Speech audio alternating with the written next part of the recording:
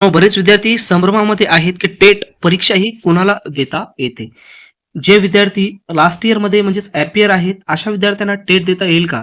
तसेच जे विद्यार्थी पास आहेत त्यांना तर 100% टेट देता येणार आहे. परंतु ॲपियर म्हणजेच बी-एडच्या लास्ट इयरमध्ये असणारे विद्यार्थी किंवा डी-एडच्या लास्ट इयरमध्ये असणारे विद्यार्थी ज्यांचं 4th सेमेस्टर आहे आणि आता एक्झाम आहे, अशा विद्यार्थ्यांना ॲपियर म्हणून टेट ही एक्झाम देता येते का? हा सर्वात महत्त्वाचा प्रश्न आहे. त्या संदर्भामध्ये संपूर्ण माहिती आपण या व्हिडिओमध्ये पाहणार असाल तर आपल्या चॅनलला सबस्क्राईब करा आणि टेलिग्राम या चॅनलची लिंक सुद्धा डिस्क्रिप्शन बॉक्समध्ये दिलेली आहे. त्या चॅनलला देखील तुम्ही सबस्क्राईब करा. तर सर्वात प्रथम जर आपण विचार केला तर या ठिकाणी जे काही टेट होणार आहे, आता यामध्ये 12वी तर कंपल्सरी लागणारच आहे मित्रांनो. दुसरी गोष्ट, डी-एड टेट देण्यासाठी डी-एड आणि बी-एड आवश्यक आहे.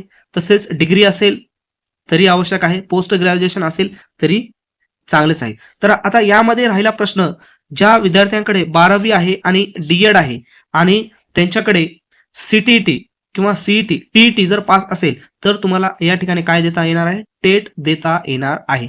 त्याच पद्धतीनं ज्या विद्यार्थ्यांचं बी-एड झालेलं आहे अशा विद्यार्थ्यांना देखील काय देता येणार आहे? टेट देता येणार आहे. परंतु टी-ई-टी किंवा सी-टी-ई-टी एक्झाम पास होणे आवश्यक आहे. आता यामध्ये बी-एड सोबत डिग्री सुद्धा आहे आणि त्याच पद्धतीने पोस्ट ग्रॅज्युएशन सुद्धा आहे. तर अशा व्यक्तीकडे समजा टी-ई-टी किंवा सी-टी-ई-टी परीक्षा जरी तुम्ही पात्र नसाल किंवा पास झाला नसाल तर 11वी आणि 12वी साठी तुम्हाला काय करता येते? डायरेक्ट टेट ही परीक्षा देता येते तुम्हाला. टी-ई-टी, सी-टी-ई-टी जरी तुम्ही पास नसेल तरी तुम्ही ही टेट एक्झाम देऊ शकता. परंतु यामध्ये सर्वात महत्त्वाचा जो काही मुद्दा आहे तो आहे बी-एड आणि डी-एड वाल्यांचं. म्हणजे याचा अर्थ असा आहे की जे विद्यार्थी बी-एड फायनल इयरमध्ये आहेत, जे विद्यार्थी डी-एड फायनल इयरमध्ये आहेत त्यांना टेट एक्झाम देता येते का?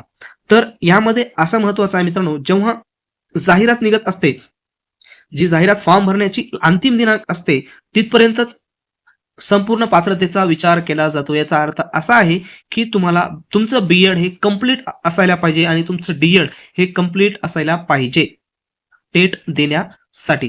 फायनल इयरमध्ये जर असाल तर तुम्हाला ही टेट एक्झाम देता येणार नाही. त्यासाठी तुम्हाला पासच असावे लागणार आहे डी-एड किंवा बी-एड, तर तुम्हाला या ठिकाणी टेट देता येईल. आणि अजून काही महत्त्वाची जी काही माहिती आहे ती माहिती आपल्याला कधी कळणार आहे? जेव्हा सविस्तरपणे जाहिरात येईल, त्या जाहिरातीमध्ये संपूर्ण माहिती क्लिअरली आपल्याला ते स्पष्ट देतील. मग त्यावेळेस अजून आपल्याला स्पष्ट क्लिअर होईल की ॲपियर वाल्याला फॉर्म भरता येणार आहे किंवा नाही. जरी ॲपियर वाल्याला फॉर्म भरता आला तरी त्या टेट एक्झाम पास झाल्याच्या नंतर त्याचा फायदा त्यांना होणार आहे का? बेनिफिट होणार आहे का? त्या सर्व गोष्टी आपल्याला कधी क्लिअर होतील? ज्यावेळेस संपूर्ण टेट्समध्ये जाहिरात येईल त्यावेळेस त्या गोष्टी आपल्याला क्लिअर होतील. परंतु ही सुवर्णसंधी ज्या विद्यार्थ्यांचं डी-एड आणि बी-एड झालेलं आहे ऑलरेडी, अशा विद्यार्थ्यांसाठी ही अत्यंत सुवर्ण संधी असणार आहे. तर मित्रांनो, माहिती आवडली असेल तर आपल्या चॅनलला सबस्क्राईब करा, लाईक करा आणि शेअर करा.